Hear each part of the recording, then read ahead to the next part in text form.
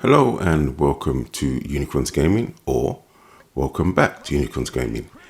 Today I'm going to be talking about Virtua Racing from the standpoint of a Ridge Racer fanboy, i.e. Unikronn, which is me. Before we do any of that, let's just talk about give a brief history about Virtua Racing. I'm just going to read this straight off of Wikipedia because I am shattered and I didn't get a chance to do my own intro. Virtua Racing, or VR for short, is a Formula 1 racing video game developed by Sega AM2 and released in arcades in 1992. Virtua Racing was initially a proof of concept application for exercising a new 3D graphics platform under development, the Model 1. The results were so encouraging that Virtua Racing was fully developed into a standalone title. Okay, my history with Virtua Racing is one where I've looked at this game from afar. I do remember it in an arcade, but judging by the research I've done, I didn't even know this was a twin cabinet game. The crazy thing, I've only seen this in its deluxe model, which was like a 3-screen 16:9 aspect ratio. It was huge. I believe I saw that in a Trocadero. So yes, it was just this massive machine, and it cost a hefty sum to play at the time. God knows how much that machine was. I know I didn't go anywhere near it to put money in, because in 1992/93, I was in my Street Fighter 2 phase. I was all about Street Fighter 2. Nothing else. So yeah, I'd seen this game. I thought it looked impressive, but it just didn't do nothing for me. And like I said, that's obviously not because I think the game was or is bad, but it just wasn't Ryuken, Guile. It didn't have no shurikens in it or sonic booms. My life was Street Fighter 2 back then. Hell, I even sort of stopped playing the Mega Drive games at that point because the arcade scene for Street Fighter was just blowing up. So that's what I was about at that time. But like I said, when I saw it, I was like, wow, that looks really cool. But I had no interest in it, just none. So yeah, that was it for me for the arcade version. And as for the Sega Mega Drive version, I believe that had the SVP chip in it or something like that. I should really look that up, but yeah, is it Sega Virtual Processing stands for? You know what? I'm just going to talk like a casual gamer when it comes to this game. So yeah, I didn't own the Mega Drive version. It was a hefty price, and yeah, I wasn't asking my parents to pick that up for me. So yeah, didn't play that, and obviously I didn't own a 32X, so I didn't have access to that version either. So yeah, this game is one of those games where I am coming in fresh. I haven't played it at all. I may have played, that's a lie, I may have been at Chelsea's and played, I don't know, 30 seconds of it. No, I don't even think I've done that. I've watched him play it, and I think I've only watched Chelsea play this game, and that was the Mega Drive version. So yes, I haven't played Virtua Racing at all, so it'd be interesting to see what I think, especially since I've now played Daytona USA, Outrun, Coast to Coast. So yeah, let's go on with it, and let's talk about Virtua Racing, shall we? Oh, and shout out to everyone who suggested I should play this game, so even though I was going to play it anyway. And for everyone who spoke to me in my comments about Daytona and Outrun. This is going to sound a bit wild and a bit crazy, but the first thing I want to talk about is the sound. Or not the sound, the audio, more specifically. This is an arcade game that doesn't really have music tracks for the circuits. I find that wild, especially as that's a massive thing for me coming from Ridge Racer. And I've known Sega for having great arcade music in their arcade games. So this, I believe, is when you hit checkpoints, it plays a nice little jingle. So yeah, I just find that wild and crazy. So this is the arcade version. Yeah, it didn't take me long to get used to it, to be honest. It was quite cool to get used to it. But anyway, let me go back onto the audio again. It's got speech, which is nice. Speech is pretty cool. The little jingles when you get your time bonus and stuff, that's okay. I would have preferred if you could actually have, I don't know, music while you're driving, rather than just hearing tires screech and wind going past you. But it was okay. It was fine. That's just one of my things that I like for arcade racing games. For me, arcade racing games, music tracks while you're driving on a crazy course is a big thing. Hell, look at Daytona and the Ridge Racer games and stuff like that, and the Burnout games, the original 4 Burnout games on the PS2. So yeah, that would have been nice. But generally, the audio's okay. I wouldn't particularly say it's anything to shout home about, but it does the job. So yeah, it's pretty cool in that respect. Okay, I'm just going to put this out there. I didn't think I would like this game, this particular version, because I knew it was 30 frames per second, and I really had my bias against it. I was like, oh, it's going to be jerky, it's going to be disgusting, I don't want to play this. But I don't like to be negative in my videos. I only like to realistically talk about games which I know I'm going to like, or hopefully like. And I thought, well, I have to finish off this trilogy of Sega racing games. So I thought, okay, fine. I'll have to talk about the arcade version. The only other 30 frames per second game I can think of, racing game that I've played in recent history, was probably Drive Club on the PlayStation 4, which looks cool, but I didn't like the way it handled. It was in between arcade and Gran Turismo, but I just didn't like the mesh of it. It could have been, perhaps it would have felt better if it was 60, but I'll never know, realistically. I'm gonna say that I really, really enjoyed the gameplay of this game. Even though it's 30 frames per second, I don't know how that didn't impact my enjoyment of the game. It was, I don't know what I was expecting. I thought it would be similar to Ridge Racing, you'd be sliding, drifting around corners and stuff, but it doesn't play nothing like that. It doesn't play nothing like Daytona to me. It doesn't play nothing like Outrun. It's just its own beast. And if I'm being honest, I like it. I don't know why. I just gravitated to this game. I liked it a lot. Another game that reminds me of this, I don't know if anyone remembers the first F1 game. I don't know if it's called F195 or just F1 or F196, but it was on the PlayStation 1, and you could have simulation or arcade mode. I used to put it in arcade mode. It had Murray Walker, and he'd be like, Schumacher. Yeah, that is my favorite F1 game. This is a close second. This is just great. It's got that Sega thing, that Sega feel, that Sega magic. Apart from the other F1 game, I don't think any other game really plays like this. Yeah, I'm annoyed that I never played it back in the day, to be honest. I'm playing it now at the end of 2024 for the first time in December. Well, actually, this video is being done in December, but I played it in November. But you know what I mean. The gameplay is just so good. Proper arcade feel. We have to have, it's just like one more go. Let me beat that time. Can I get first? One more go. Yeah, just so good. Also, I'm gonna say something that a lot of people probably won't like. I feel that the 3 arcade courses here, the tracks, are better designed than in Daytona USA.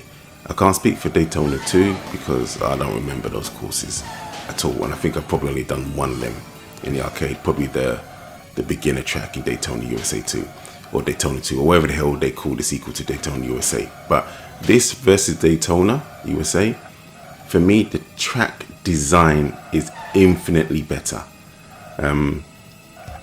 I know one is supposed to be built around F1 or maybe IndyCar. I'm not too sure where Sega's influence was. I'm assuming it's probably F1, judging by the look of the default car. A bit more McLaren-esque with the Marlboro design, which you can't have that anymore. But yeah, compared to the types of courses and the cars from Daytona, but I just think the course designs, track designs in this are superior. Yeah, the playability is just so good. The track course design is great. Yeah, you've only got one car, but you know, it was an arcade game, and for what you got, brilliant, absolutely brilliant. Obviously, I did beginner and I finished beginner. I didn't manage to do. I don't think I completed expert. I didn't manage to complete expert. I got really close, but for the time that I had to play the game, because obviously I don't just play retro games. I play lots of new games as well. I'm going to start A Plague's Tale and A Plague's Tale Requiem. So I want to get onto those. So I didn't have too much time to really divulge into this. And plus, because I'm not earning any trophies or anything, it's not native to the PlayStation. I've only had a certain amount of time with work and life and all that other stuff. But yeah, this is, to me, is a Sega arcade game in all its glory. I think it's really, really good, really cool. And because of this, I thought to myself, you know what, I was really just going to do the arcade version, maybe the Switch version, but I thought I'm going to try and see try and get as much playtime as I can with the other versions. I think the only one I couldn't do was the Saturn. I don't have access, or quote unquote access, to that version. So yeah, that's the only one I didn't play. But because I like the arcade version so much, I went back to play the Mega Drive, the 32X versions, which initially I wasn't going to do. But yeah, this particular version is great. Wonderful game. Well done, Sega. Well done. Is it AM1 or Model 1 board? Whoever it is. Great game. Great game.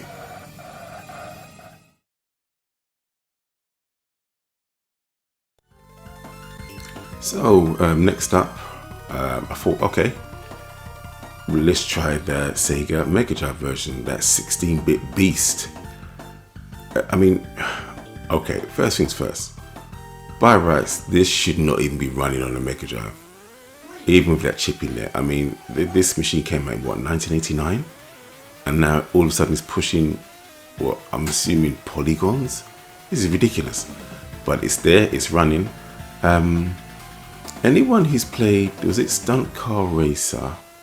And yeah, Stunt Car Racer on the SNES, and then played this. Because I had Stunt Car Racer for a long time. I think someone lent it to me for like a year. And that was, obviously it was a PAL SNES, so it was windowed, and it wasn't very fast. So I was shocked at how well this version ran on the Mega Drive. Because all I had to compare it to was one particular 3D polygon racing game on the SNES. And the only reason that I couldn't quite get into this Mega Drive version of Virtua Racing is because the draw distance was a little bit, it was cut too much. It was cut too much. But oddly enough, I enjoyed it. But just not enough compared to the arcade to keep playing. That draw distance sort of killed me. I was like, ugh. Yes, it's choppy and it's probably running at, I don't know, 15 to 18, 19 frames per second, but it is really good. It's still losing too much compared to the arcade for the price that you would have paid at the time. But then again, the arcade probably cost thousands upon thousands of pounds. And this was like, what, a £70 game back then? But no, well done, Mega Drive. Still an enjoyable racing game. To be honest, it's my favourite racing game on the Mega Drive. I think it smacks the hell out of Super Mario Go GP and Ayrton Senna's Super Mario Go GP 2. Yeah, to me, this is the pinnacle racing game on the Sega Mega Drive. Hell, in the 16-bit era. Oh, actually, no, I can't say that. I really do like F-Zero on the Super Nintendo. Yeah, it's not the pinnacle racing game. F-Zero is something else. Oh god. Anyway, we're not going to talk about F-Zero. This is not a video about F-Zero, but this is the pinnacle racing game on the Sega Mega Drive. So yeah, I really liked it.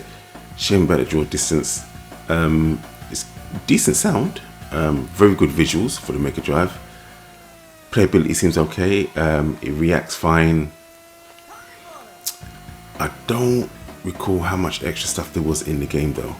I don't know if it was just literally the arcade tracks and that was it, because I didn't delve too deeply into it, simply because, like I said, I had a lot to do when I was doing this video, and this was not the version I was going to spend most of my time on. I spent a lot of time on the arcade version, but I wasn't going to put the same amount of time into the Mega Drive version. But I really do appreciate it. It's really nice. It's cool. It's fast.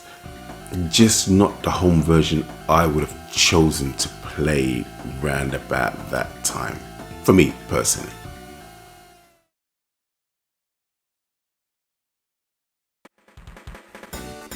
Alright, the 32X version of Virtua Racer. Now we're getting serious.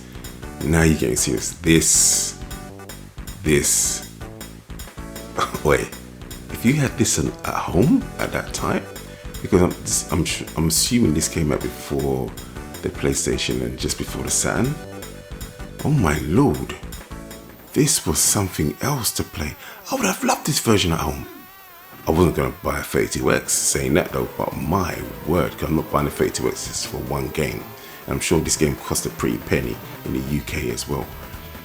But this game played so nicely, and the draw distance was pushed out. I played this some, and then I went back to the arcade version, and they played so similarly, so similar. This is one of those games where you could play at home and go to the arcade and transfer those skills to the arcade. Even though you're playing with D-pad at home and the arcade is a steering wheel, no, you can. This is like Street Fighter. You can transfer them skills over, or I don't know, Mega Drive Ghouls and Ghosts, Altered Beast, Strider. You know, those type of games where you get good at home, go to the arcade, and try and one credit that game. Yeah, this was that type of game. This is an excellent conversion. Sound, graphics, gameplay, audio, all of it above. I really did like it. I can't believe I liked Virtua Racing so much. It's, I don't know, is it too much to say that this is my favourite Sega arcade racing game that I've played? I mean, yeah, I really do like this game. It just, I don't know why. I don't know why I like it so much, but it just hits that perfect groove with me when I was in the zone with this game. I was like, yeah, this is really cool. I am how many years too late, but I suppose it's better late than never. But yeah, really did like this game. Definitely would prefer to play this version over the Mega Drive version. That's for sure. It runs at a better click. It looks cleaner. The draw distance is much more improved, and because of the better performance in frame rate, it's more responsive as well. So yeah, it's got more bells and whistles in it than the arcade, and I believe the Mega Drive version, with all the added extras. I think it's got more courses and more cars as well, but that still wouldn't have been enough for me to warrant the purchase of a 32X, especially as I didn't know how good this game would have been. I suppose this game, and because I was a Sonic fan, I would have bought that non-Sonic game that was on the 32X. I don't even know what it's called. Oh, look at that spin out there. That was terrible, but still able to carry on. Yeah, really good game. I know this was multiplayer, but was it 4-player? Could a 32X have this as 4-player? If it could, my god, that thing would have been a beast. But I'm assuming this was just 2-player, because I haven't got no way to test all of that out. But yeah, once again, I'm just repeating myself here, but I really like this version. It's fun to play. I put quite a bit of time into this one, but obviously for the sake of the video I can't put everything in there, otherwise my video would be 2 hours and something long. But yeah, wonderful version of a great game. So, but it's still not the version to play anymore.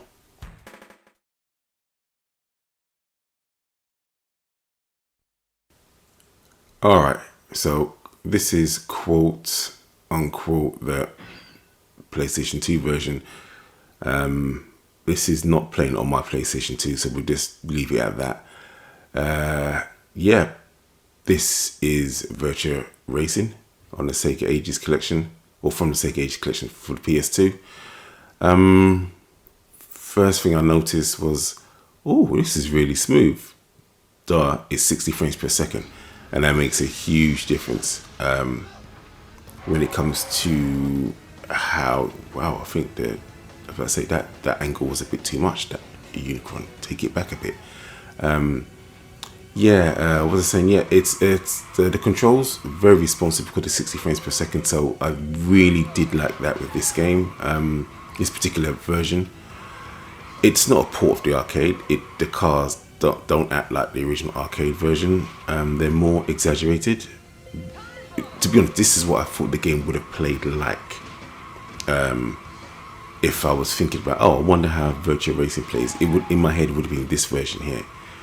And if I'd have played this first, I probably would have loved it and said this would be my favorite version. But because I played the arcade, then the Mega Drive, then the 32X, and then this version, I was used to how it's, I suppose, supposed to handle. Obviously, I know Sega didn't make this version themselves. But I still had fun with this version. It was still really nice. I did appreciate the nicer graphics and the much more improved, or at least doubling up the frame rate. So yeah, and then when you're playing this, you think to yourself, well, what would happen if we have this smoothness and the graphical quality of the PS2 version, but mixed with the original arcade version? That's what you really want. And that was what was coming after this. But for now, this PS2 version, I got into it. I really liked the tire screeching is a little bit much for this version. They could have dialed that down a bit. It's just, you just hear a lot of sliding all the time because the controls are exaggerated, so the car slides a lot more than it should do, or drifts, skids, whatever you want to call it, compared to the other versions. So you're just hearing tires screeching a lot, and that can get jarring for some people. I generally tended to ignore it. So I have to say, just look at these graphics, really nice and smooth. And this is why I go back to that, I can't play racing games at 30 frames per second anymore. I just, once I've played 60 or 120 hertz or even higher, I can't go back to 30. Hence why you probably won't see me have a video on Ridge Racer Type 4, unfortunately. And I'll only do them on, or if I'm talking about that course, I would use the Ridge Racer 2. Because I just can't go back to games, arcade games running at 30. It just doesn't feel right. Even though, for some reason, this game is the outlier. It's just, it doesn't adhere to those rules. Don't know why, but it just doesn't. But anyway, this version I really did like as well. Not as much as the 32X, but here's a version I did really like coming up. Okay, so here we go. This is the granddaddy of them all. The Nintendo Switch. Oh God, I can't believe we have to. Why is this game locked to the Switch, Sega? Did Nintendo want to do a deal with you and say, okay, get M2, who are great, to make this game for you guys, and it'll be exclusive? And we've lost the source code, so you're going to have to get the arcade and work backwards. And we're only going to make it on the Switch. Not even PC, not on PlayStation, not on anything, just the bloody Switch. And we're also going to lose some color. We're going to change. You're not going to have really any blacks. We're going to have grays. Okay, that rant is over. Let's talk about the actual game. It's absolutely bloody fantastic. I don't know why, but I love this game. It hurts me that it's locked to a Nintendo Switch and it's not on my format of choice, which is PlayStation. But my God, this game is just, this is the perfect version. It's the arcade version mixed with the smoothness of the PlayStation.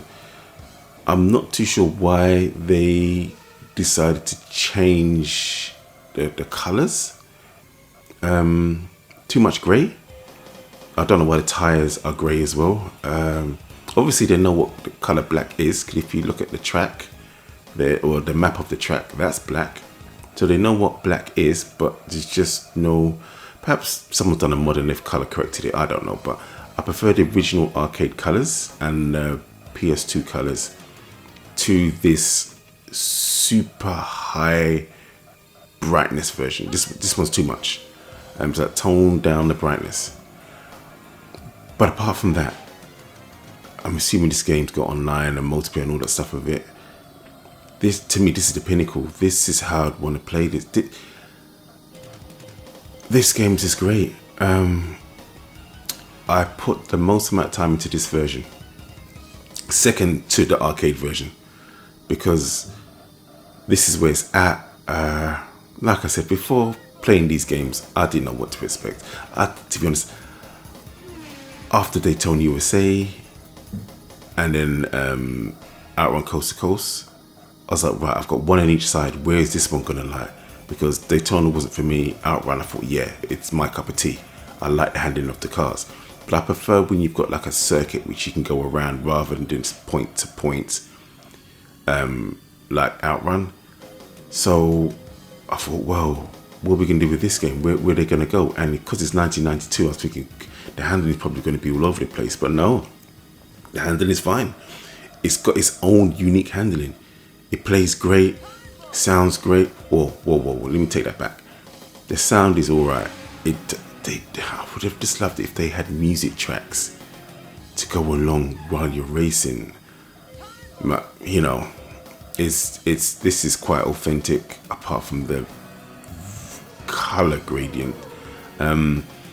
Yeah, I'm sure I don't need to tell anyone to play this game. I'm sure everyone's played it before me anyway, because if anyone's into retro style stuff, they probably have a huge history with this, whereas I'm just finding out about it now in my very, very, very late 40s. So yeah, this was wonderful. Like I said, only gripes, color, and the fact that it's locked to a system which I just don't see the point why it's locked to a Nintendo Switch of all devices. Yes, we know there are ways to play it, but I'm just talking about if you just want to go and purchase this game. I don't understand why it's locked to that particular system. But this is where we are. At the end of the day ends and Sega made that choice. Yeah, so, I mean, as you can see, yep, I did it on the beginner. I also played medium and expert. The course designs are so good. I just don't understand Daytona USA. I just feel that these designs are just better. I mean, the handling is handling. It is what it is. It's not for me for Daytona USA, but I just prefer these courses. I think these outside of, I'm going to say maybe Virtua Racing Type 4 and Virtua Racing Revolution.